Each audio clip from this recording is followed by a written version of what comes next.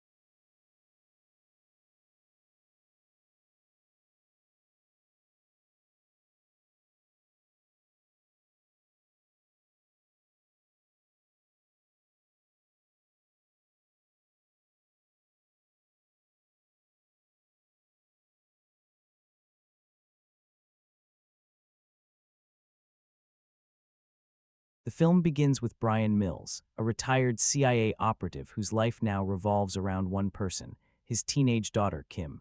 For her 17th birthday, he carefully buys her a karaoke machine, hoping the gift will make her happy. With it in hand, he heads to the lavish mansion where Kim's birthday celebration is taking place.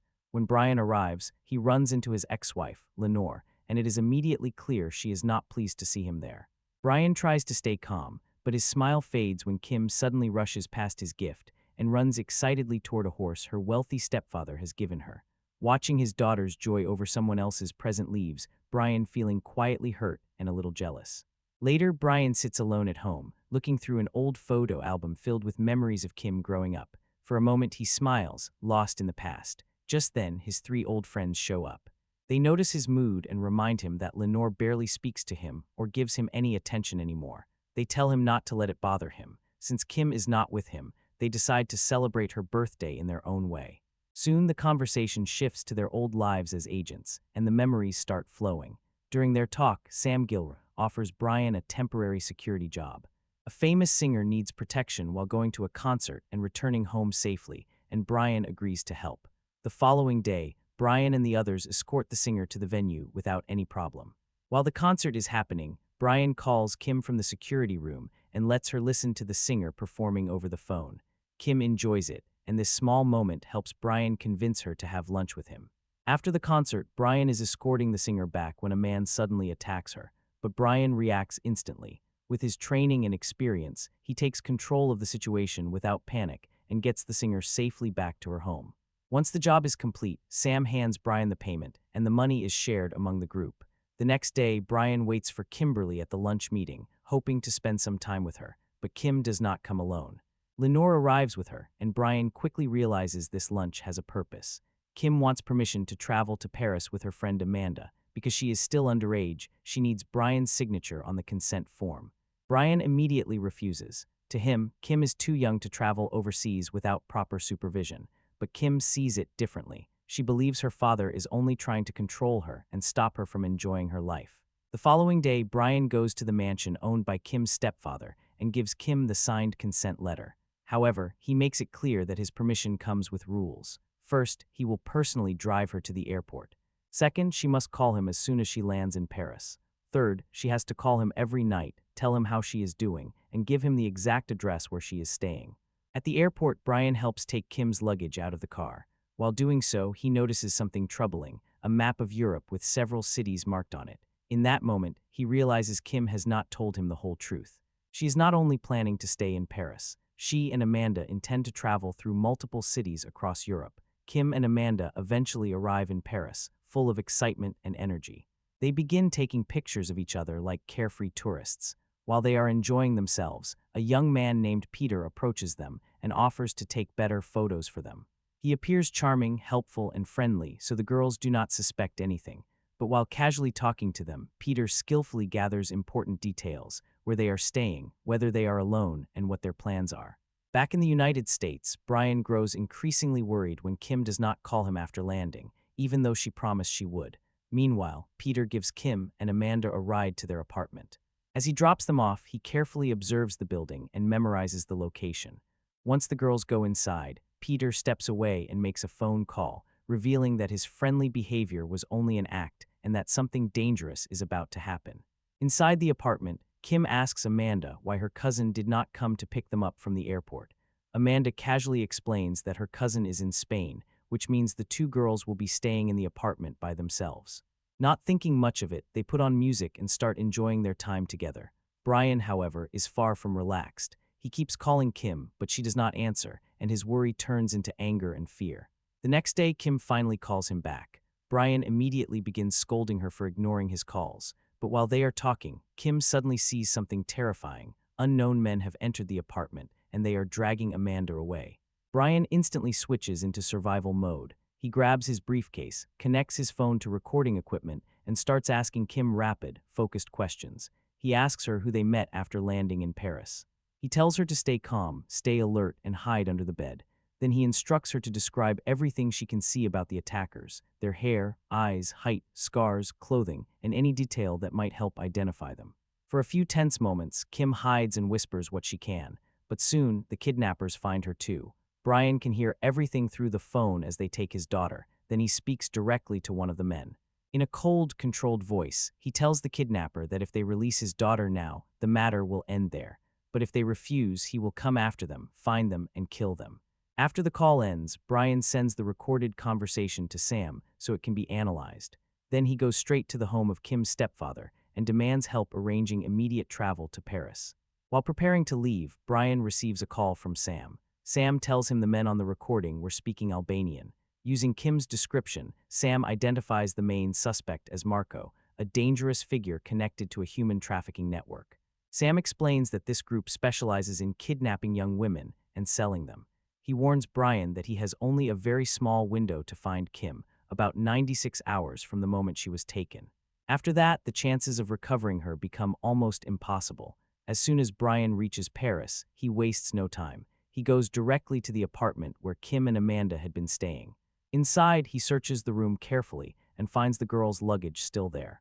Brian begins replaying the kidnapping in his mind, reconstructing every second as if he is standing inside the scene again. He imagines where Amanda was taken, where Kim moved, and how the attackers must have entered the apartment. Step by step, his instincts guide him toward the window where Kim had been standing during their final call. As he looks around that area, something catches his eye. On the floor, he finds Kim's damaged phone. Brian picks it up, checks it carefully, and feels a small spark of relief when he discovers that the memory card is still inside. He immediately connects the phone to his equipment and begins going through the photos stored on it. There are several pictures of Kim and Amanda enjoying their arrival in Paris, but Brian is not looking at the smiles.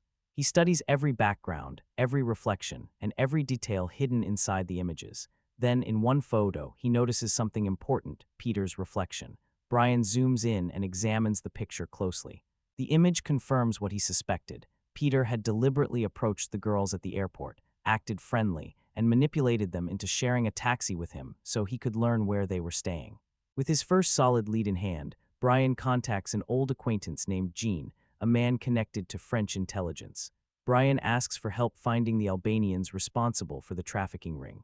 He wants locations, names, and anything that can move him closer to Kim. Jean warns him that these men are violent and dangerous, but Brian does not care. He tells Jean he only needs the address. Everything after that, he will handle himself. Before long, Brian receives information about a young woman who may be connected to the same network. He tracks her down at the place where she is being forced to work and tries to speak with her. But her handler, Anton, notices the conversation and becomes furious. To him, Brian is wasting their time and interfering with business. Anton moves as if he is about to attack, but Brian stays calm and uses the moment to his advantage. Without drawing attention, he secretly plants a listening device on Anton. Brian already knows Anton is Albanian and likely tied to Marco's gang, so the device gives him exactly what he needs: a way to hear what the traffickers are saying when they think no one is listening. Afterward, Brian sits in his car with Gregor, a man who can translate Albanian.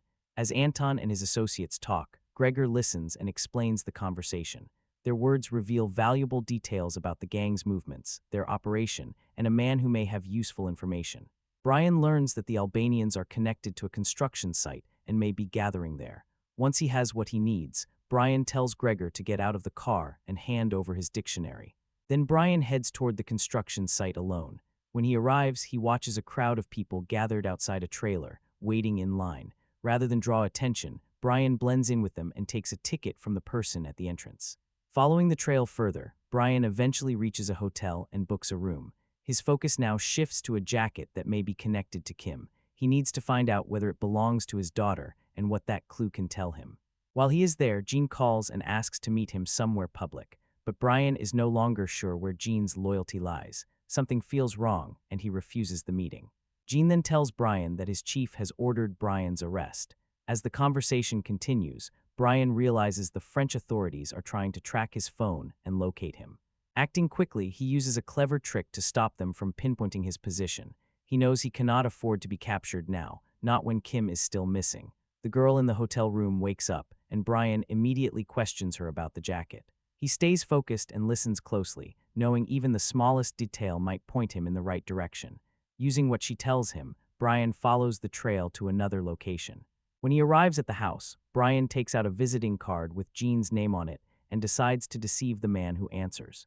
He introduces himself as a French police officer and claims he is part of an official investigation. Playing the role confidently, he asks to meet the man's boss, but the situation quickly turns violent. After fighting his way through the men inside, Brian searches room after room, hoping to find Kim. She is not there. Then in one of the rooms, he makes a heartbreaking discovery: Amanda's lifeless body. The sight hits him hard, but it also sharpens his rage. Brian captures Marco and begins torturing him with electric shocks, demanding to know where his daughter has been taken.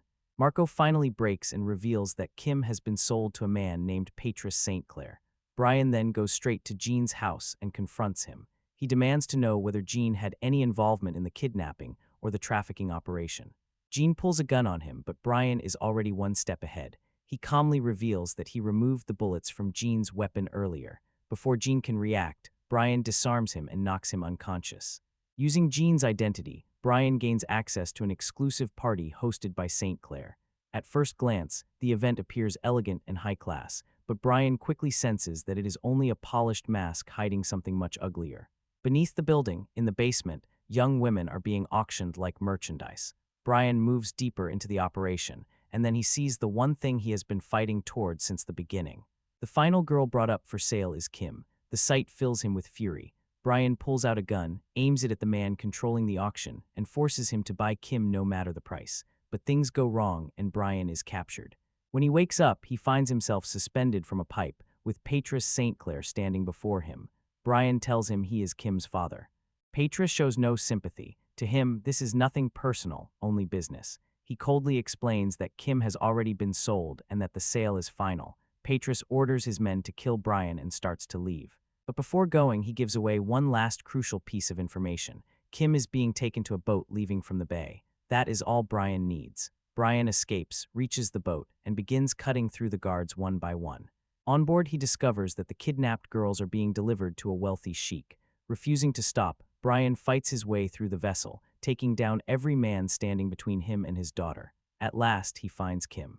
The moment she sees him, she runs into his arms, crying with relief. Brian holds her tightly, finally bringing her nightmare to an end. After surviving the horror in Paris, Brian takes Kim back to the United States. There, she is reunited with her mother, Lenore, while Brian quietly watches the family he fought so desperately to save. After the chaos in Paris, Lenore expresses her gratitude to Brian for rescuing their daughter. To lift Kim's spirits even further, Brian takes her to meet her favorite singer, a dream come true that fills her with joy. A few days later, a somber atmosphere descends over the city as a large funeral is held. Mafia boss Murad delivers a fierce eulogy, vowing revenge for the murder of his son, Marco. Among the mourners are relatives of people Brian had eliminated during his mission. Meanwhile, Brian goes to check in with Lenore about picking up Kim's driving license. Initially, Lenore resists, claiming Kim is at her music class, but Brian, aware of all her activities, refuses to accept the excuse.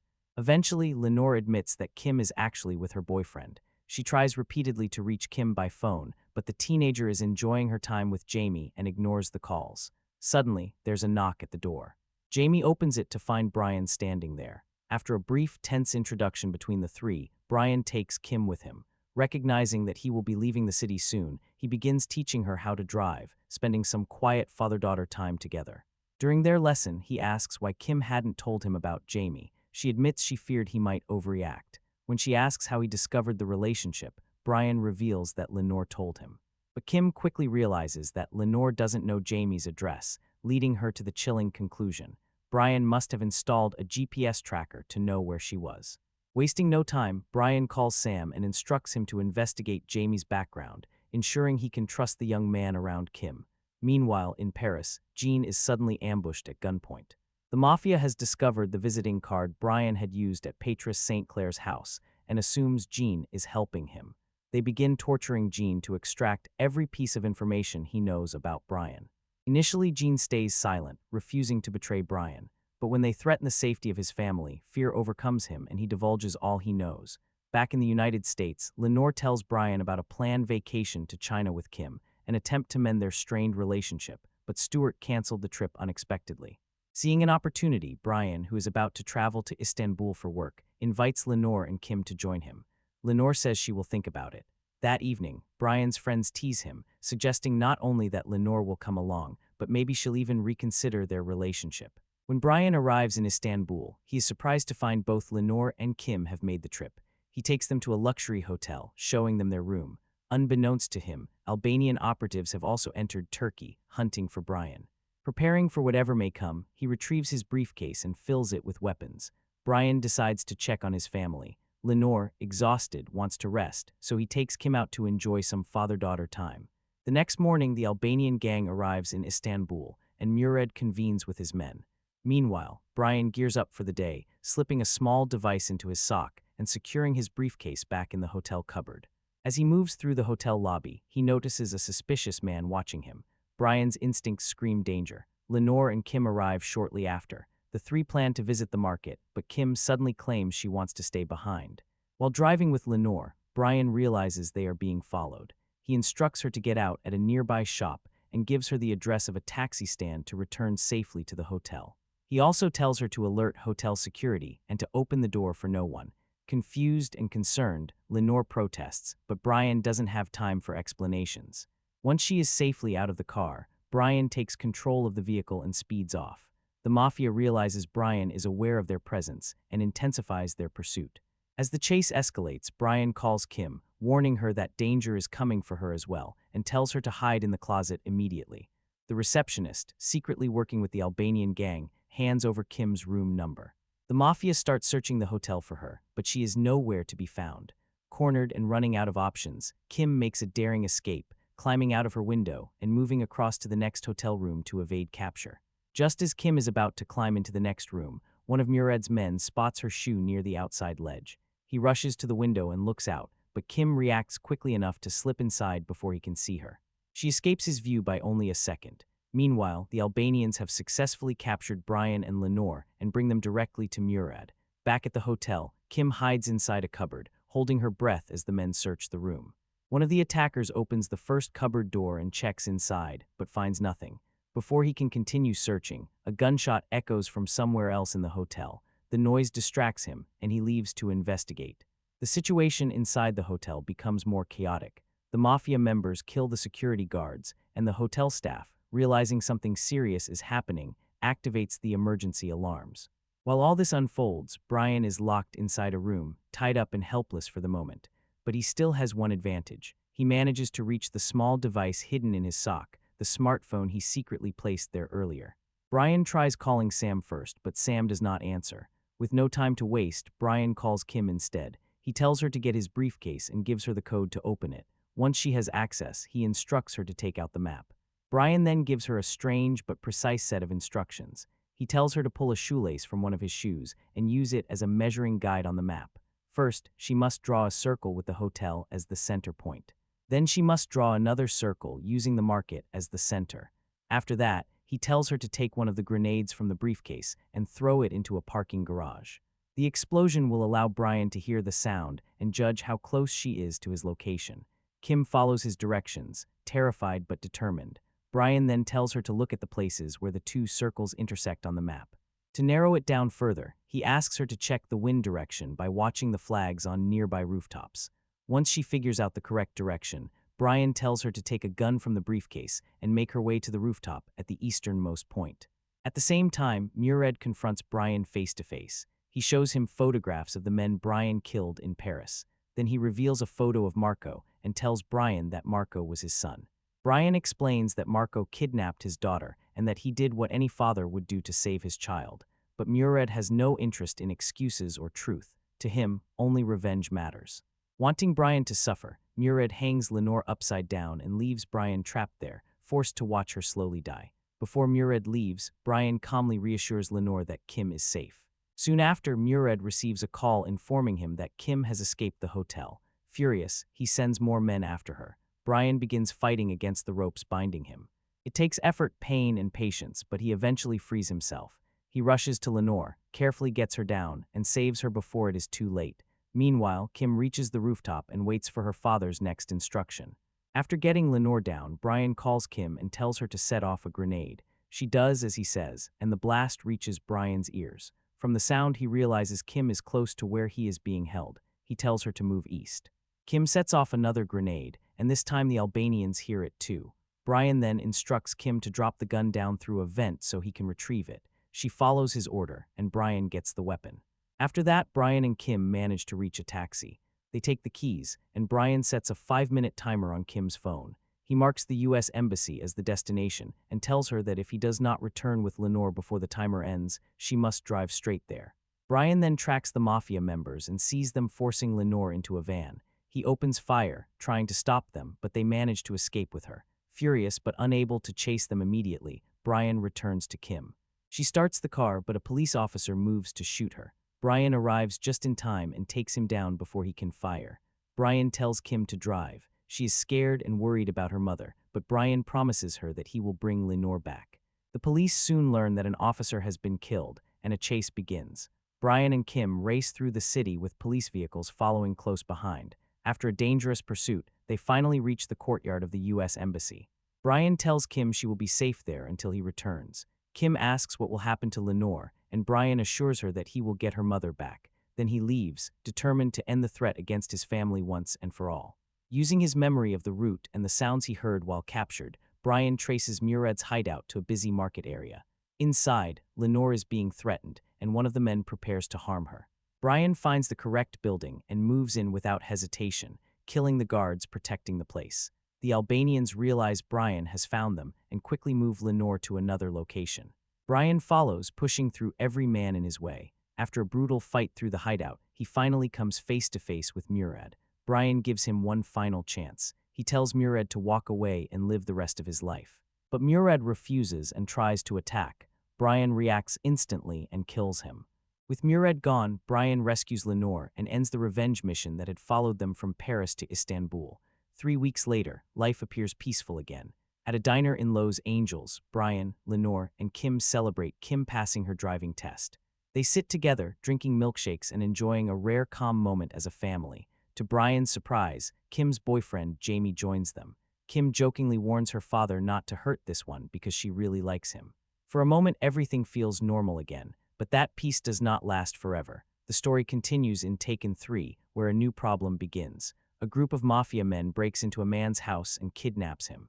They drag him to another building, where their leader, Oleg Malenkov, is waiting.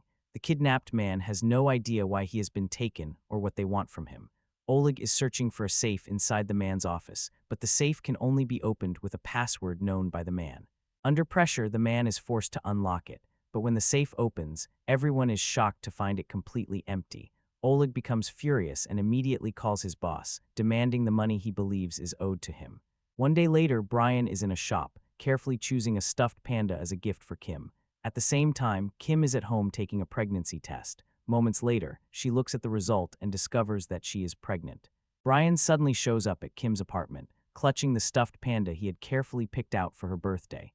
Even though her birthday is still 3 days away, he hopes the early gift will put a smile on her face. Kim, however, barely reacts and seems uninterested in the present. Jamie steps into the room and casually mentions to Brian that, before leaving for university, Kim always stops at her favorite drink shop. Realizing it's not the right moment to interfere, Brian quietly excuses himself, carrying the panda with him. He murmurs that he'll return it later and find a gift that will truly delight her. As he drives away, Brian receives a call from Lenore. He warmly invites her to dinner, but she politely declines, promising another day. Later that evening, Lenore unexpectedly arrives at his house. She opens up, confessing that she and Stuart had tried everything to save their marriage, yet she no longer feels anything for him. Brian listens carefully, maintaining respect even as old feelings stir between them. The next day, Brian is spending time with his friends when his phone rings. It's Kim, asking to meet him at a restaurant. She tells him she needs advice about something important. Background noise of children playing makes her hesitate, so instead of revealing the truth, she casually says she wants a puppy. Brian treats it seriously, explaining that owning a puppy is a serious responsibility requiring time, attention, and care, especially for someone still in college. Kim nods, smiling to herself, knowing her father is unaware that puppy is a metaphor for her pregnancy. Later, Stuart visits Brian at his home. Spotting Lenore's scarf, Stuart grows uneasy. He tells Brian he wants to save his marriage, but feels it's impossible, while Brian remains involved in Lenore's life. Brian calmly explains that his connection with Lenore exists only through Kim, and he maintains it for her sake. Stuart insists Brian stay away from Lenore to give their marriage a chance, and Brian reluctantly agrees. Afterward, Brian picks up bagels and returns home, only to be met with a horrifying sight. Lenore's lifeless body lies in his bedroom. Shocked, he rushes to wake her, but before he can react, police storm in, ordering him to the ground. Brian insists he didn't kill her, realizing immediately that he's being framed. As more officers arrive, Brian makes a quick escape, diving into a garage and hiding under a parked truck. There, he notices a manhole cover leading to the sewer system. Seizing the moment, he lifts the cover and slips down into the underground tunnels, disappearing before the police can find him. From his hiding place, Brian calls Kim and breaks the devastating news. Her mother has been murdered. He assures her that he will find out who is responsible. Kim is stunned and struggles to process the information. Officer Frank is assigned to investigate Lenore's death. He starts by tracing a mysterious call that captured her screams. As he digs deeper, he discovers Brian's house key inside Lenore's belongings and examines the bagels Brian had purchased earlier. Meanwhile, Sam watches the news and receives a call from Brian, who asks for the security code to a hidden location. Frank arrives at the garage where Brian had hidden. He discovers a gun and notices fingerprints in the dust beneath the truck. Moving the vehicle, he uncovers the sewer entrance and realizes that Brian had used it to escape. Brian reaches an old, abandoned factory, his secret safe house used for clandestine meetings and planning with friends. Meanwhile, Frank continues his investigation and visits Stuart's home. Stuart explains that Brian and Lenore's interactions were mostly centered around Kim, but implies that Brian might have wanted more. He also warns that Brian has many enemies due to past events in Paris and Istanbul. Kim, however, insists her father would never harm Lenore. As Frank leaves, Brian stands beside Lenore's body, silently saying a final goodbye to his beloved wife. Frank delves into Brian's history and discovers that after age 24, Brian joined a special forces unit with no public record afterward, leading him to suspect a secret agency background. Frank orders officers to watch Kim closely, expecting her to contact Brian. He also dispatches 2 officers to trace Lenore's car via GPS. Brian anticipates their move and reaches Lenore's car first. He downloads the GPS history and escapes just as the officers arrive. Following the latest recorded location, Brian tracks the car to a petrol station on the outskirts of the city. He investigates but finds no sign of Lenore. Checking the CCTV footage, he finally spots her. Before he can continue, police arrive, attempting to arrest him. Brian manages to slip away from the police once again. During the pursuit, he reaches out to Officer Frank directly and insists that he did not kill Lenore. He asks Frank for only 2 days, just enough time to uncover the truth and prove who really murdered her. After escaping, Brian returns to the safe house, where Sam is already waiting for him. Brian hands over the police data he has collected, hoping Sam can dig through it and find something useful. At Lenore's funeral, the police are watching everything closely, expecting Brian to make contact with Kim. When Sam arrives, however, their surveillance suddenly becomes useless. Their audio signals break up, and they can no longer hear what is being said because Sam has brought a device that jams their equipment. Using that small window, Sam quietly tells Kim that Brian will reach out to her soon. Brian is not there physically, but he is watching through a hidden camera placed on Sam's jacket. Through the live feed, he keeps his eyes on Kim, making sure she is safe while the police continue observing her. The next day, Kim goes to college, unaware that officers are still tracking her movements. When she reaches her car, she notices the surveillance and realizes she is being followed. Trying to act normal, she enters the supermarket where she buys her usual drink every day. This time, she drinks it inside the store before continuing to class. Soon after, Kim begins to feel strange and unwell. Meanwhile, Frank arrives at the same supermarket and questions the receptionist about Kim. The receptionist confirms that Kim comes in daily for the same drink, but points out that today she drank it inside the store instead of taking it with her.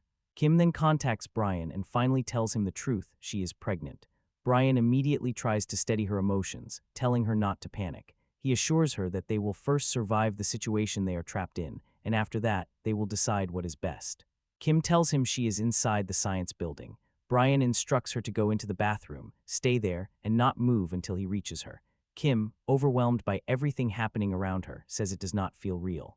She also tells Brian that Stuart has been acting strangely, almost as if he is terrified of something. She adds that he has even hired bodyguards. To create an opening, Brian triggers an explosion, throwing the area into chaos and confusion.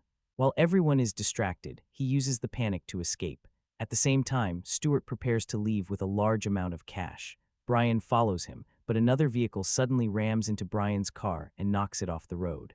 Brian survives the crash. Injured but still determined, he climbs out, stops another car, and takes it at gunpoint so he can continue the chase. He follows the trail to a bar, where he spots the same group of men connected to the attack. They are sitting together, drinking as if nothing has happened. Brian storms in without hesitation, kills the men inside, and confronts the person in charge. Eventually, Brian confronts Stuart and pieces together the truth. The Russians who had been tailing him were connected to Stuart all along. Stuart finally admits he owes money to Oleg Malenkov. He explains that he kept quiet because he was terrified of Oleg and equally afraid of what Brian might do if he discovered the truth. Brian goes to Stuart's house and takes Kim with him. Meanwhile, Frank begins digging into the backgrounds of Brian's friends and orders his team to find out why Russians are involved in Lenore's murder investigation. Brian brings Kim to the safe house, then forces Stuart to tell him everything about Oleg. Stuart explains that he had been involved in illegal arms dealing with Oleg, but the arrangement collapsed. Oleg intended to kill him, but spared him on one condition: Stuart had to repay the money he owed. Brian forces Stuart to call Oleg and claim that he has the full amount ready. Oleg agrees to meet and gives him a location. As Brian and Stuart head there, Frank calls Stuart and asks about Kim's disappearance. Stuart quickly ends the call, and that reaction makes Frank suspicious. He immediately orders his officers to track Stuart's location. Brian and Stuart arrive at Oleg's hideout. Brian pushes his way through Oleg's men, fighting past every guard until he finally reaches Oleg himself. During the confrontation, Oleg reveals the deeper betrayal. Stuart had set the whole thing in motion. He had arranged for Oleg to murder Lenore, expecting Brian to hunt Oleg down and kill him. That way, Stuart could get rid of his debt, remove Oleg from the equation, and escape the consequences of his own crimes. Oleg is badly wounded by the time Frank and his officers arrive. They call for medical help, and Frank contacts Brian to tell him the case is now clear. Frank explains that there was a major insurance payout connected to Lenore's death. Stuart had her killed so he could use the money to pay Oleg and save himself. Brian races to the airport, where Stuart is trying to escape with Kim. He catches up to him and exposes every part of the plan. Stuart had stolen Brian's phone, sent messages from it, deleted them afterward, and placed Lenore's body inside Brian's house to frame him for the murder. Brian has every reason to kill Stuart, but he refuses. Instead, he gives him a warning. Even if Stuart ever gets out of prison, Brian will come for him. Moments later, the police arrive and arrest Stuart. At the station, Frank releases Brian. He explains that he believed Brian was innocent from the start, but he had to let the investigation unfold carefully and keep control of the situation. After everything is finally over, Brian visits Kim and Jamie. He congratulates them on the pregnancy and shares a peaceful moment with his daughter. Kim tells him that if the baby is a girl, she wants to name her after her mother. Brian smiles, relieved and emotional, knowing the nightmare has finally ended and his family can begin healing. You know, Taken is one of those movies that really splits people. You'll see some critics call it cheesy, predictable, over the top, and sometimes downright ridiculous. And yeah, they're not wrong. There are moments where the plot stretches credibility so far you wonder if Brian Mills got a cheat code for life or something. Then there's the other camp, the people who just straight up love it. These are the viewers who lean back in their seat and let the movie do its thing. They don't worry too much about logic, plausibility, or subtle character development. They just want that adrenaline, that catharsis, that moment when the bad guys finally get what's coming to them. And honestly, Taken delivers that in spades. It's funny because you can watch it and acknowledge how silly some of it is, like a one-man army mowing through Paris, and still find yourself totally gripped. The tension, the pacing, the sheer force of Liam Neeson in the lead makes it easy to ignore the flaws. It's the kind of film where you know it's a little ridiculous, but you're on board anyway. So yeah, critics might squabble over the implausibility, the cliches, or the political undertones. But audiences, a lot of them just sit back and think, this is exactly what I wanted. It's the perfect example of a movie that knows its lane. It's not trying to be a subtle, intricate thriller. It's a fast, aggressive, revenge-fueled action ride, and people either love it for that or can't stand it. There's almost no middle ground. That split, that divide, is part of what keeps Taken in the conversation all these years later. Some people roll their eyes, some people cheer and bite their nails, and honestly, that's kind of brilliant in its own way.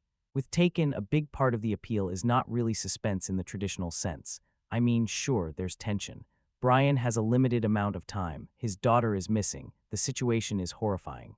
But let's be honest, most of us are not watching this movie wondering, can Brian Mills handle these guys? We know he can. The satisfaction comes from watching him do it. That's where the movie becomes pure catharsis. It taps into that very basic, very old-school feeling of wanting to see bad people get punished, not arrested, not questioned politely, not processed through some slow legal system, punished, immediately, personally, violently.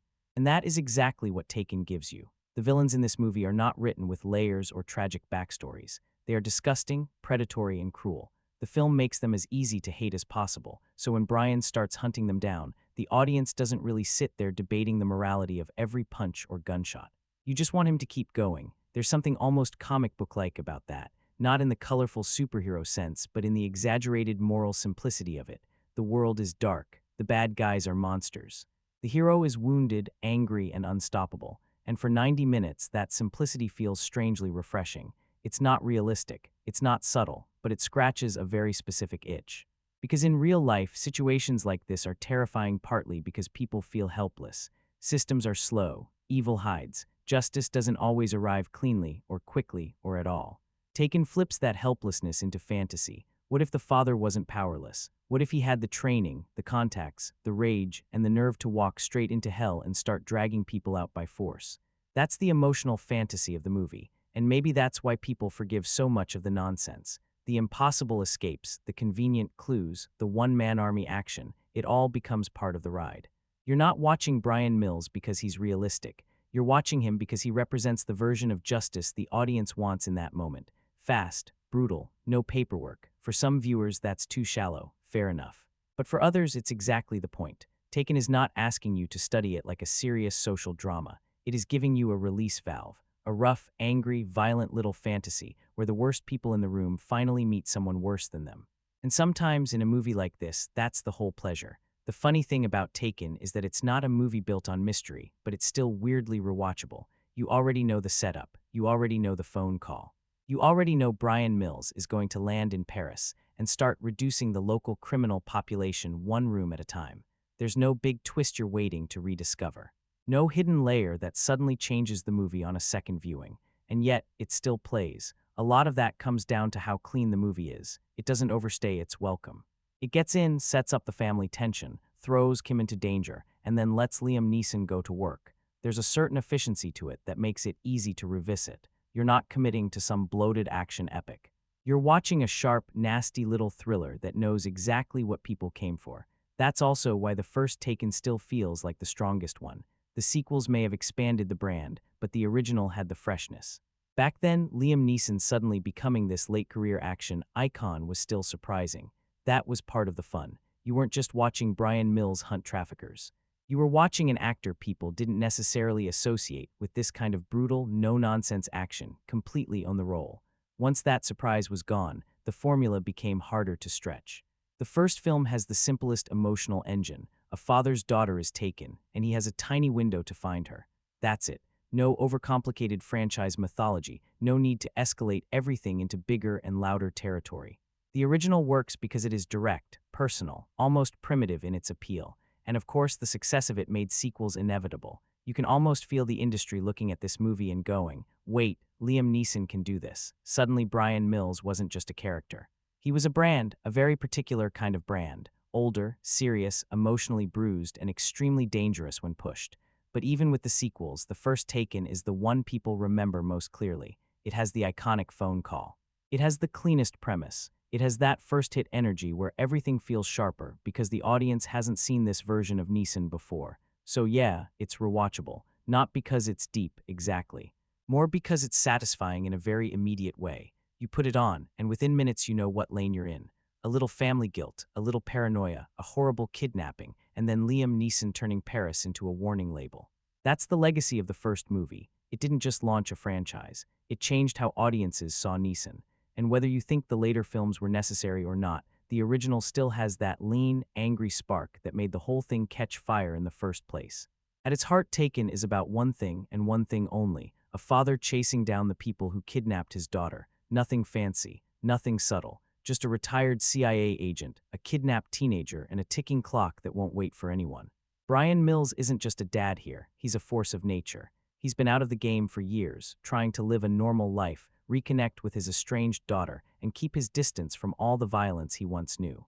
And then Paris happens. His daughter goes on a trip, gets snatched, and suddenly everything he's tried to leave behind comes roaring back. The setup is simple enough to understand in a single sentence, which is part of why the movie works so well. There's no overcomplicated plot to follow. There's no side mystery or long exposition. You know immediately what the stakes are, and you know what kind of man Brian is. And the genius of it is how immediate the tension feels. One call. One kidnapping, one promise to find her. That's all it takes to kick the entire movie into high gear. The rest of the story is basically Brian methodically hunting down the kidnappers, using everything in his arsenal. Intelligence, physical skill, psychological manipulation, and yes, some extreme violence. You can argue about plausibility all you want, how one man can move through Paris like he's unstoppable, survive every firefight, and crack every clue. And you'd be right, it's ridiculous, but that's not what Taken is selling. It's selling a core emotional truth. A father will go to the ends of the earth to protect his child. Everything else, the fights, the car chases, the near-superhuman precision, is just a cinematic way of showing that obsession in motion. And because of that, the premise hits hard. It's personal, it's urgent. It doesn't need twists or complicated scheming to keep you invested. Brian's mission is clear from the moment the kidnappers take the girls. That clarity drives the tension for the entire film. You're not guessing what will happen next, you're bracing for it. Basically, the movie doesn't need to overcomplicate itself. It has a strong, emotional engine. A retired agent, a kidnapped daughter, and a man willing to do absolutely anything to get her back. That's all it needs, and it's enough to carry 90-plus minutes of thrilling, nail-biting, sometimes absurd action. And honestly, that's why it sticks with people, because at its core, Taken isn't just about car chases or shootouts. It's about a father, a daughter, and a promise. Everything else is just him keeping that promise, no matter what it takes. Before Taken becomes the movie everyone remembers, the phone call, the threats, the fighting, Liam Neeson tearing through Paris like a human search warrant, it spends a little time showing Brian Mills as something much more ordinary. A dad who knows he messed up. That's really the emotional starting point.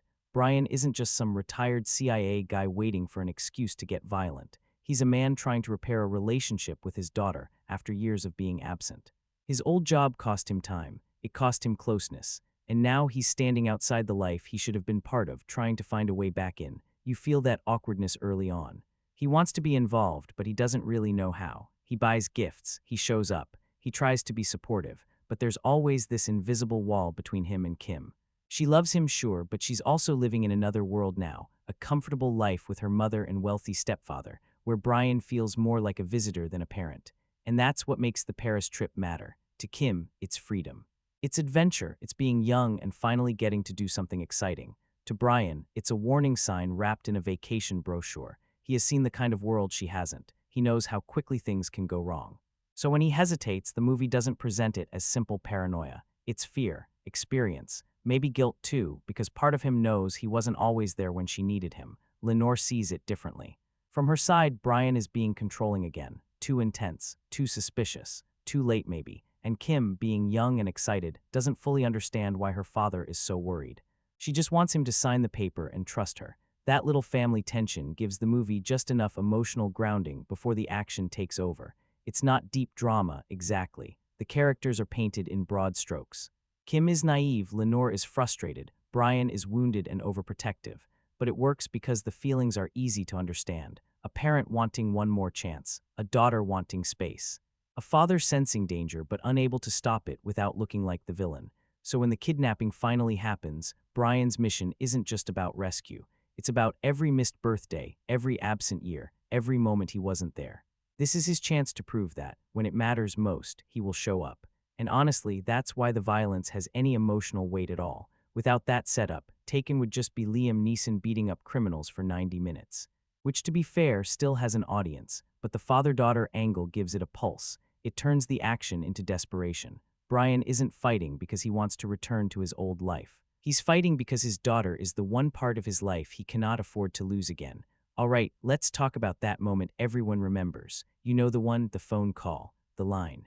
The single scene that basically made Taken a pop culture phenomenon. It's simple. Kim's been grabbed, she's scared, and here's her dad, Brian Mills, calm as a monk on the other end of the line. He doesn't yell, he doesn't panic, he just listens. Guides, calculates, and then he delivers one of the most chilling, unforgettable threats in recent movie history. It's iconic for a reason. Liam Neeson doesn't just act the scene, he owns it. Every word has weight. Every pause is a promise. By the time he says, "I will find you and I will kill you," you feel it. You don't even need to know how he's going to do it. You already believe he can. That call does more than just set up the action. It tells us who Brian Mills is in a single, devastating sequence. He's measured, precise, and terrifyingly competent. He's a man who's been pushed to the edge, and you know deep down he will do whatever it takes. And the way it's shot and performed, it's tense without a single punch being thrown yet. You feel Kim's terror, Brian's control, and the looming danger all at once. It's basically a masterclass in using minimal screen time to create maximum impact. Honestly, that one scene carries the movie in a way few action films ever get away with. Everything that comes after the fights, the chases, the explosions, is built on the foundation of that call. Without it, Brian's rampage through Paris might just feel like random over-the-top violence. With it, every kick, every shot, every brutal confrontation feels personal. So yeah, the rest of Taken is great, but that phone call. That's the heart of the film. That's why people quote it. That's why it sticks with you. That's why Liam Neeson suddenly became the action hero we didn't see coming, all in one terrifying, unforgettable call. You know the kidnappers have picked the wrong girl. Every smug criminal who underestimates him is basically already dead. The movie is full of those familiar action thriller beats. The reluctant hero, the ticking clock, the shady foreign underworld, the conveniently placed clues, the one-man rescue mission. It's all there. But weirdly, that predictability doesn't completely hurt the film. Because Taken isn't built like a puzzle. It's not trying to outsmart you. It's not asking you to guess who's behind everything or wait for some massive twist in the third act. The pleasure comes from watching Brian move through the plot with terrifying focus. You're not thinking, what's going to happen? You're thinking, how badly is he going to destroy the next guy? That's the movie's real engine. Still, let's not pretend the storytelling is airtight. It gets ridiculous, very ridiculous. Brian tracks people with almost magical efficiency. He survives situations that should probably kill him 3 times over. He connects clues so quickly it starts to feel less like investigation and more like action movie instinct. By the later stages, he's not just a skilled former agent anymore. He's practically a human cheat code. And the villains don't help. They're evil enough to hate, sure, but they're also written in such broad strokes that they feel like they're waiting in line to be punished. Some of them make terrible decisions. Some of them seem weirdly unprepared for a criminal operation this large. And every time Brian walks into a new room, you can almost hear the movie saying, okay, here are the next 5 guys. But honestly, that's part of the charm. It's cliché, yes, it's far-fetched, absolutely. But it's also clean, direct, and shameless about what it wants to be. The film doesn't slow down to justify every impossible move, and maybe that's why it keeps working. It has enough confidence in its own momentum that you just kind of accept the nonsense as part of the ride. So no, Taken is not a believable thriller in the strict sense. If you start pulling threads, the whole thing gets messy fast. But as a piece of blunt, fast-moving genre entertainment, it understands the assignment. It takes a simple, familiar story and pushes it with enough force that, while you're watching, the clichés don't feel like dead weight. They feel like fuel. One of the tricky things about Taken is how it juggles its 2 main ingredients, the family drama and the action. And honestly, it's not always graceful. The movie starts with the emotional side. Brian Mills isn't just a killing machine, he's a dad. He's spent years away from his daughter trying to reconnect. He worries, he hesitates, he argues with his ex-wife. These are the stakes that give the story a heartbeat. Without them, all the gunfights and car chases would feel hollow. But then, once the kidnapping happens, the balance tips fast. Suddenly, Brian becomes a one-man army. The drama takes a backseat and the violence explodes onto the screen. Cars crash, guns fire, bodies fall. Every scene is a reminder, this guy is relentless. And that's both the fun and the problem. The action is thrilling, no question. It's brutal, fast, and gripping. You find yourself leaning forward, almost cheering as Brian methodically hunts down the people who took his daughter. But sometimes it overshadows the drama entirely. The emotional stakes get buried under too many explosions, too many fistfights, and too many impossible feats. You barely have time to breathe before the next confrontation starts. That said, I don't think the film suffers for it, at least not completely. The violence is actually part of the story. It's the physical expression of Brian's desperation. Every punch, every shot, every calculated move is tied to that emotional engine. He has to save his daughter. The action isn't just spectacle, it's proof of his obsession, his love, and his wrath. So yeah, the balance is uneven. The drama is sometimes sidelined, but in a weird way, that works. Because the movie doesn't pretend to be a subtle family thriller or a nuanced exploration of moral dilemmas. It's a revenge-driven, high-octane ride, and the emotional bits exist just enough to make you care about the chaos. When it's done well, the drama gives the violence weight. When it's not, the action can feel cartoonish. But either way, Taken knows exactly what it wants you to feel. Tense, worried, exhilarated, and maybe just a little vicariously satisfied watching the bad guys get what's coming to them. And honestly, that's enough. There's a point in Taken where you stop treating Brian Mills like a normal retired CIA agent and just accept that he's basically a comic book character in a leather jacket. And honestly, the movie becomes a lot more fun once you make that agreement with it. Because if you look at this realistically, Brian is doing things no human being should be able to do this cleanly. He tracks people with impossible speed. He survives shootouts like bullets are politely avoiding him. He walks into rooms full of criminals, and somehow everyone else ends up on the floor. At a certain point, he isn't just skilled anymore. He's almost mythic. But that exaggerated quality is part of the appeal. Taken is not pretending to be a grounded crime drama. It's operating in that heightened action movie space where emotions are simple, villains are disgusting, and the hero becomes the punishment. The bad guys don't get layered psychology. They don't get complex motivations. They exist so Brian can find them, scare them, hurt them, and move on to the next location. That sounds ridiculous because it is ridiculous, but it's also why the movie works as fantasy. Not fantasy with capes or superpowers, obviously, but emotional fantasy. The fantasy of total control in a situation built around helplessness. The fantasy of a father who doesn't have to wait for permission, doesn't get stuck in paperwork, doesn't have to trust anyone else to save his child. He just acts, and the movie leans into that. The world around Brian is dark, corrupt, and dangerous, but he cuts through it with almost impossible certainty. Every clue leads somewhere. Every threat can be broken. Every criminal network has a weak point, and Brian somehow knows exactly where to press. Is it believable? Not really. Is it satisfying? Absolutely. That's the comic book rhythm of Taken. It takes a horrifying situation and turns it into a revenge fantasy where the hero is always one step behind, then suddenly 2 steps ahead. The real world doesn't work like this. One man can't realistically dismantle an entire trafficking operation through sheer rage and tradecraft. But the movie is so direct, so angry, and so committed to its own momentum that you go along with it. It's not subtle cinema. It's not nuanced. It's not even especially interested in moral gray areas. It is a film where evil walks into the room and Liam Neeson kicks the door down behind it. And sometimes that kind of exaggerated, almost comic book simplicity is exactly what makes an action movie stick. What's wild about Taken? Liam Neeson. Seriously. Before this movie, he wasn't the guy you pictured flipping tables, kicking doors in, and taking down entire gangs in a single night. He was always believable, commanding, and solid in dramatic roles, sure, but an action hero. That was unexpected, and then he just owned it. Watching Neeson in Brian Mills is kind of mesmerizing. He's not flashy. He's not trying to be some young, chiseled, invincible action star. He's older, maybe a little worn, but every move feels deliberate. There's weight to his presence, like you believe he's lived through everything he's doing, and that makes his feats, ridiculous as they are, feel grounded in some way. The genius of it is that you don't even question him for a second. You just follow. He's worried about his daughter, but he's also terrifying to anyone who stands in his way. That mix of emotional seriousness and physical authority gives the movie a heartbeat it wouldn't have without him. Even in moments that are absurd, dodging bullets, dismantling criminals like a one-man army, you buy it because Neeson sells it. His intensity is quiet but lethal. The threat in his voice, the tension in his gaze, the controlled fury in every punch it works. He makes you believe he can do what the plot demands, no matter how insane it is. And it's not just physical. There's something emotional about him, too. You feel that love, that desperation, that parental obsession. It's what makes the violence feel justified. You're not watching a rampage for fun. You're watching a father push past every limit to save his child. Honestly, Neeson turned what could have been a silly, over-the-top action movie into something that works on both an adrenaline level and an emotional level.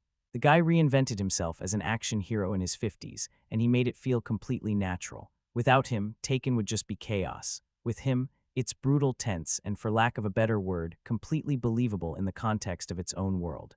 He's Brian Mills. He is the movie, and that's why people still talk about it 15 plus years later. Now, let's talk about the rest of the cast, because while Liam Neeson dominates every frame, the supporting players are, well, a mixed bag. Maggie Grace as Kim is serviceable. She's believable as the sheltered teenager who gets herself into trouble, and there are moments where you can feel the fear and vulnerability. But let's be honest, she's mostly a narrative device. Her main job is to get kidnapped and give Neeson a reason to unleash mayhem. That's it. There are glimpses of emotion, but she's not exactly carrying the film on her own. Famke Janssen as Lenore, Brian's ex-wife, is a little more grounded. She shows enough frustration, distance, and lingering care to make you understand Brian's predicament. But her screen time is limited, and sometimes she feels more like a plot waypoint than a fully fleshed-out character. The rest of the ensemble, Xander Berkeley, Leland Orser, John Grise, does what they can in smaller roles. They provide context, add realism to the criminal or familial world, and occasionally give you a moment or two to care. But most of the time, they're overshadowed by Neeson. He's Brian Mills, and they're all supporting characters in his story. Even the villains fit this pattern. They're caricatures, cruel, arrogant, and utterly disposable once Brian gets involved. Some critics complain they're one-dimensional, and they are, but in the context of a revenge thriller like this, that's kind of the point. You don't need them to be sympathetic. You just need them to be bad enough for you to cheer when Neeson starts tearing through them. So yeah, the supporting performances aren't what make Taken memorable. Neeson is carrying this movie on his own, and everyone else is along for the ride. But the cast isn't irrelevant. They provide enough texture to make the world feel lived in. You see the fear, the danger, the tension. It's just that every time someone else shows up, your eyes immediately drift back to Brian. In short, Neeson is the anchor, the engine, and the spectacle. The supporting cast fills out the story, sometimes effectively, sometimes less so, but without that anchor, the movie wouldn't work at all. One thing that really stands out about Taken is how thin most of the characters are outside of Brian Mills. I mean, think about it. Brian is fully formed, even if he's basically a one-man army. You feel his worry, his obsession, his rage. You understand why he's doing what he's doing. But everyone else, sketchy at best. Kim is mostly teenager in peril. She's naive, she makes dumb decisions, and she's mostly there to get kidnapped and give Brian a reason to go off. You catch glimpses of personality here and there, fear, curiosity, little teenage rebellion, but the movie doesn't dwell on her. It doesn't need to, she's a plot device wrapped in a human shell. Lenore, the ex-wife, is even more minimal. She shows frustration, a little concern, but really, her role is to highlight Brian's distance from the family. The wealthy stepfather is mostly just a symbol of what Brian can't provide. He's a placeholder, a contrast. The friend, Amanda, is reckless and naive, and again, mostly there to fuel the kidnapping plot. The villains are even less layered. They're cruel, arrogant, and completely disposable. You never get motivations beyond "we do bad stuff, and Brian will stop us." They're basically a checklist of evil, threats, intimidation, and a target for Brian's fury. Some people might roll their eyes at how cartoonish they are, but honestly, that's what makes the revenge fun. So yeah, character depth is light. The world feels a little flat if you're paying attention. But here's the thing, the movie doesn't pretend otherwise. It's all about Brian. The plot, the suspense, the violence, the chase, it revolves around him. And because he's so compelling, the lack of depth elsewhere doesn't really break the movie. It's sketchy, sure, but it works. Because the audience is focused on the one person who matters, and for 90 minutes, that's all you need. There's a very old-school revenge movie hiding inside Taken, and honestly, it's not even hiding that well. This is the kind of film where the world is ugly, the villains are pure scum, and the hero doesn't really have time for speeches about justice. Brian Mills isn't trying to make arrests. He's not gathering evidence for a clean trial. He's not waiting for a system to catch up. He's hunting, and that's where the movie gets that strong death wish feeling. It's not about complicated morality. It's about one man pushed past the point of restraint, walking into the worst corners of the city and making criminals regret being alive that day. It's blunt, it's aggressive, and yeah, it's kind of primitive in the way it works on you. Because once Kim is taken, the film makes a very clear emotional bargain with the audience. These people deserve whatever Brian does to them. That's the revenge fantasy. The movie strips away all the messy real-world complications and gives you something direct. Bad people commit a horrifying act. A dangerous father comes after them. Every punch, every gunshot, every interrogation becomes part of this payback machine. And the thing is, it's satisfying because the film knows exactly how to frame it. The villains are not misunderstood. They're not tragic. They're not charming criminals with hidden depth. They're cruel, predatory, and disposable. So when Brian starts tearing through them, the audience isn't asked to feel conflicted. The movie wants you to lean forward and think, good. Keep going, that's not subtle filmmaking, but subtlety isn't the point here. The violence in Taken has that cathartic charge. It's harsh, sometimes nasty, and often completely over the top, but it feels tied to Brian's desperation. He isn't doing this because he enjoys chaos. He's doing it because his daughter is somewhere in that darkness, and every second matters. Still, there's something slightly uncomfortable about how easily the movie turns brutality into entertainment. Brian tortures, kills, threatens, and destroys his way through Paris, and the film rarely slows down to question him. It basically says the cause is righteous, so the methods are allowed. That's where some viewers might step back a little, but for the kind of movie Taken is, that moral simplicity is also the appeal. It's revenge cinema boiled down to the bone. No long debates, no courtroom waiting, no emotional processing, just a father with rage, training, and a terrifying amount of focus. And if you accept it on those terms, it becomes incredibly effective. Not realistic, not deep. But effective, it gives you that dark, guilty pleasure of watching the worst people in the room finally run into someone worse than them. The action in Taken is not elegant in the polished, superhero movie kind of way. It's rougher than that. Meaner, more direct. Brian Mills doesn't fight like he's trying to impress anybody. He fights like he's trying to get through the room as quickly as possible, and if 5 people have to hit the floor before he gets an answer, then 5 people are hitting the floor. That's the whole energy of the movie once it kicks in. You get car chases, close-range shootouts, hand-to-hand fights, interrogations, torture, bodies dropping left and right, and the film rarely treats any of it as decorative. The violence has a purpose. Brian needs information. Someone is in his way. He removes them, then he moves on. It's brutal, but it's also weirdly efficient, and that's what makes the action satisfying. It doesn't feel like Brian is performing action scenes for the audience. It feels like he's solving problems with violence, because violence is the only language these people understand. There's no big heroic pose after every kill. No slow-motion celebration. He just hits, shoots, breaks, questions, and keeps going. Some of it is definitely over the top. Let's be honest. The man moves through Paris like the final boss of every criminal's worst nightmare. At times, the movie almost becomes absurd because Brian seems impossible to stop. Guys come at him with guns, knives, numbers, home advantage, and somehow they all look underprepared. It's like the entire underworld forgot to read the Liam Neeson warning label, but the action still works because it has momentum. It's not just random mayhem. Every fight pushes him closer to Kim. Every violent encounter is another step down the chain. That structure keeps the brutality from feeling completely empty. The torture scenes are where the movie gets nastier. Brian is not gentle. He is not especially concerned with rules. Once he believes someone has information, he will do whatever it takes to drag it out of them. And the film doesn't really ask us to sit with the moral discomfort for too long. It frames these moments as part of the mission, part of the urgency, part of the ticking clock. That can be uncomfortable, depending on how you watch it. The movie is clearly inviting you to cheer for him, even when he crosses lines that would be horrifying in a more grounded thriller. But Taken is operating in revenge fantasy mode. The villains are so disgusting, so predatory, that the film basically clears the emotional runway for Brian's cruelty. And honestly, that's why audiences respond to it. The physical mayhem gives the movie its pulse. The punches feel sharp, the gunshots have weight, the chases keep the pressure up. Even when the camera gets a little too shaky or the editing gets too frantic, there's still a raw force behind the action that keeps you locked in. It's not graceful action, it's not clean action, it's angry action, and that fits Brian Mills perfectly. He's not there to look cool, he's there to find his daughter, and everyone standing between him and that goal becomes part of the wreckage. One thing about Taken that's interesting is the way it builds its engine. The first act, yeah, it's a little slow. You spend time with Brian, Kim, Lenore, the stepfather, and the little glimpses of their family dynamic. He's trying to reconnect with his daughter. She's testing boundaries. They argue a little. He hesitates over letting her travel to Paris, all very grounded stuff. Some viewers might find it dull. I get that.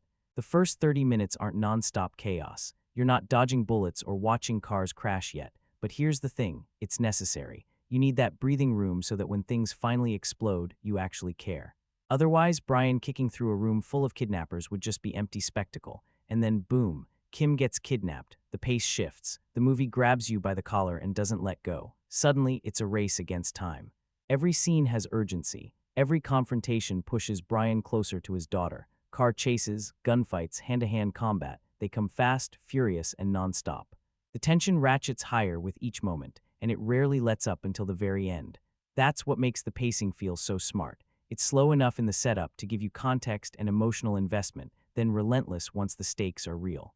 You can almost feel your heartbeat sync with the movie. 1 minute, it's quiet family drama. The next, you're gripping your seat as Brian hunts through Paris like a storm, and the movie keeps it tight.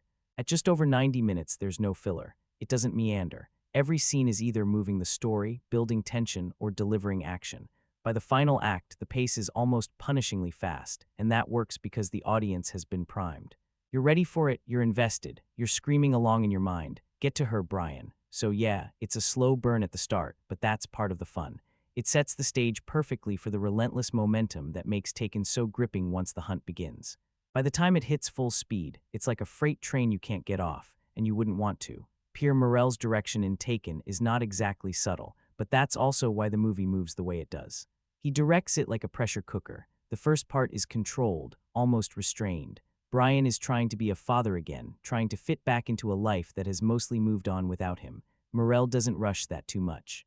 He lets the family tension sit there for a bit, even if some viewers might feel the opening is slower than expected. But once Kim is kidnapped, the whole film tightens. That's where Morel really finds the movie. The camera gets more restless. The editing becomes sharper. The streets of Paris stop feeling like a tourist destination and start feeling like a maze full of threats. Every location Brian enters feels temporary, like he's only there long enough to break someone, grab a clue, and move to the next lead. And honestly, that style fits the story perfectly. Morel isn't trying to make a grand, elegant thriller. He's making something lean and aggressive. The action has that modern handheld intensity, obviously borrowing some energy from the Bourne era, but it's rougher, nastier, more direct. When Brian fights, the direction makes it feel close and urgent. You're not watching from a safe distance. You're shoved into the chaos with him. Now, it's not flawless. There are moments where the shaky camera and quick cutting make the action harder to follow than it needs to be. Some transitions feel abrupt, almost like the movie is rushing from one violent checkpoint to another without always smoothing the path between them. You can feel the film straining to maintain momentum, and occasionally it does get a little messy. But the important thing is, Morrell understands the assignment. He knows the movie is built around speed, force, and Liam Neeson's presence, so he keeps everything moving. He doesn't let the film sit too long in moral debates or complicated plotting. He gives you just enough setup, then turns Brian loose. That's why the direction works. It's not polished in a delicate way. It's muscular, functional. Sometimes blunt, but for Taken, that bluntness is part of the appeal. Morrell directs the movie like Brian Mills operates. No wasted motion, no patience, and absolutely no interest in slowing down once the hunt begins. Visually, Taken has that rough, slightly dirty action thriller look that really suits the material. This is not the postcard version of Paris. The movie isn't interested in making the city look romantic or beautiful for tourists. It gives you a darker version: streets, apartments, back rooms, clubs, construction areas, hidden corners, places where danger feels like it could be waiting just outside the frame, and that works for the story. The cinematography has a gritty, stripped-down quality. It's not flashy for the sake of being flashy. It keeps everything feeling tense and practical, like Brian is moving through a real urban maze instead of a polished movie set. Especially at night, the film has this cold, uneasy atmosphere that helps sell the idea that he's entering a world Kim never should have been near. The editing is where things get more complicated. When it works, it really works. The cuts are fast, sharp, and aggressive. They give the action a sense of urgency. Brian doesn't waste time, and neither does the movie. A fight starts, bodies drop, he grabs the information he needs, and we're already moving to the next lead. That rhythm gives Taken a lot of its momentum. But there are moments where the editing gets a little too choppy. You can tell the film wants that modern handheld action style, that nervous, Bourne-inspired energy where the camera feels like it's right inside the fight. Sometimes it makes the violence feel immediate and raw. Other times, it makes you wish the camera would just calm down for 2 seconds so you can actually see the choreography. That shaky camera approach is probably one of the more divisive parts of the movie's style. Some viewers will love it because it makes the action feel chaotic and dangerous. Others might find it distracting, even tiring, especially during the more physical scenes. There are punches, grabs, gunshots, bodies moving everywhere, and occasionally the visual clarity gets sacrificed for intensity. Still, the overall style fits the movie. Taken is not supposed to feel smooth. It's not supposed to look elegant. Brian's mission is desperate, brutal, and fast, so the visuals reflect that. The camera keeps moving because he keeps moving. The cuts come quickly because every second matters. The city feels harsh because the story needs it to. So even when the visual style gets messy, it rarely feels out of place. It gives the film a raw edge, a kind of nervous energy, and in a movie this blunt, that's probably the right choice. Taken doesn't need beauty, it needs pressure, it needs speed. It needs you to feel like Brian is tearing through the city with no time to breathe. Most of the time, the cinematography and editing deliver exactly that. The sound in Taken does a lot more work than people probably notice on a first watch. Because this is not a movie where the action is supposed to feel smooth or stylish in a clean way. It's supposed to feel sharp, sudden, a little nasty, and the sound design really helps with that. Every punch has a hard snap to it. Every gunshot feels loud and immediate. Car crashes don't just look chaotic, they sound heavy. Even the smaller moments, doors breaking open, bodies hitting furniture, footsteps moving through tight spaces, add to that sense that Brian is tearing through the city with no time to waste. The sound effects make the violence feel physical, and that matters because Taken is built around impact. Brian Mills isn't doing graceful action choreography. He's hitting people, breaking through obstacles, and forcing information out of anyone who gets in his way. So when the sound design gives those moments weight, the action feels more brutal and more urgent. There are scenes where the sound almost makes you wince before the visual even fully lands. A sudden shot, a hard collision, a punch that sounds like it actually hurt. That's the kind of detail that keeps the movie from feeling too clean or weightless. The music score is interesting too, because it doesn't try to overpower everything. It's there to push the tension, to keep the pulse moving, but most of the time it doesn't scream for attention.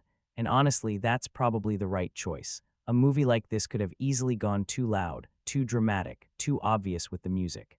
Instead, the score mostly stays underneath Brian's mission, giving scenes momentum without turning every moment into a trailer. That said, it's not the kind of score you walk away humming. It's functional, it supports the action. It gives the film a little extra drive, but the most memorable audio moments are still Liam Neeson's voice, the silence around that phone call, and the harsh sound of violence once the hunt begins. And maybe that's exactly how it should be. In Taken, the sound is less about beauty and more about pressure.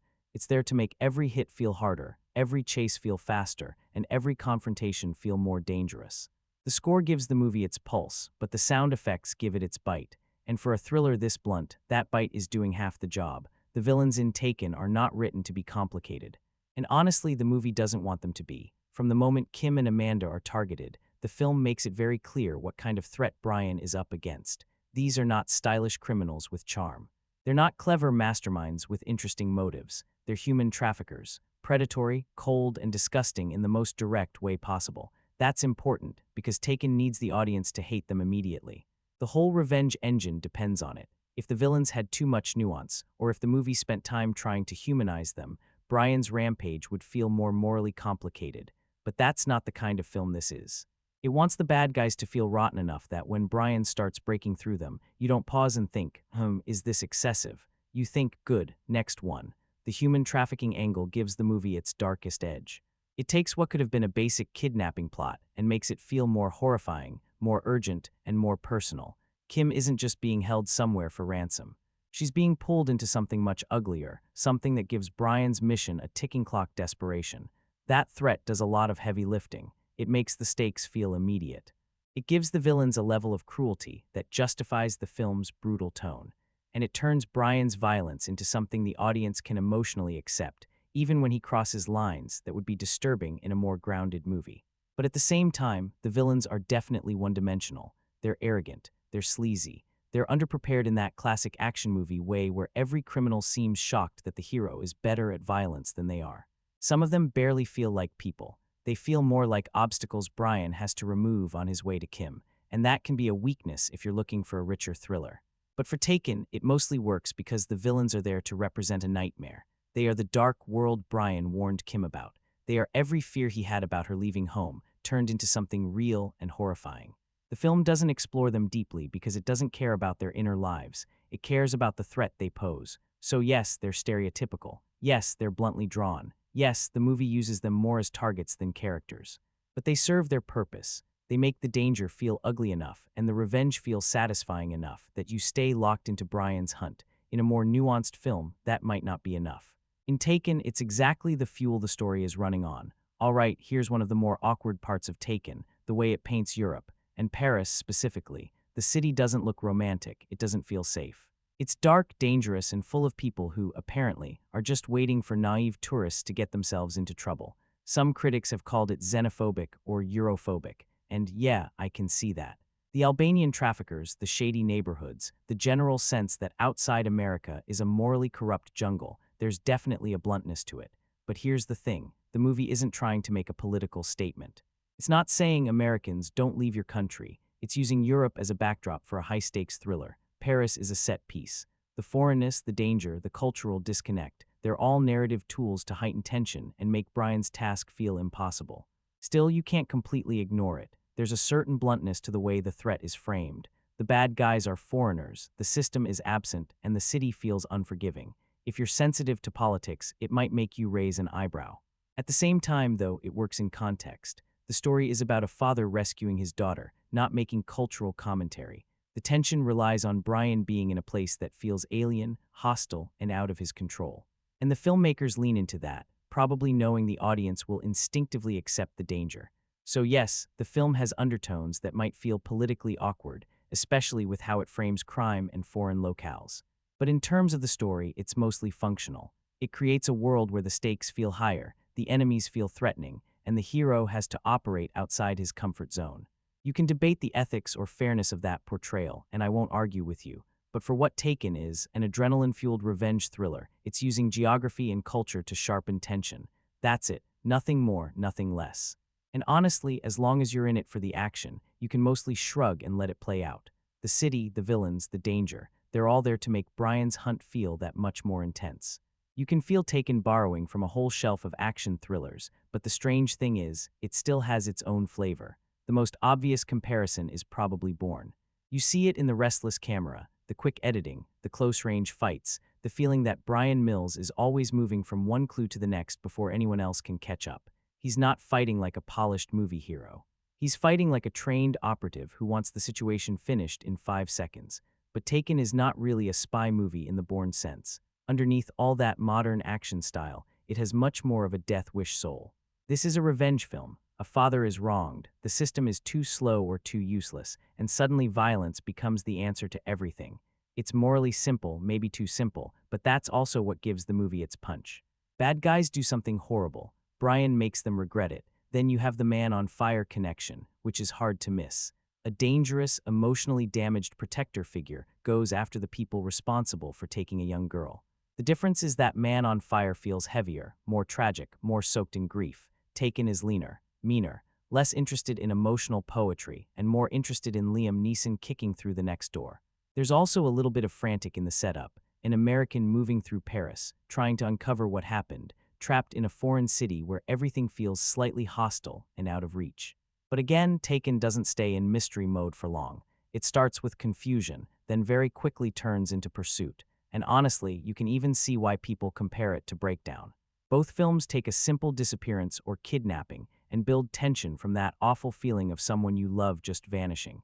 The difference is that Breakdown plays more like a nightmare of helplessness, while Taken flips that fear into fantasy.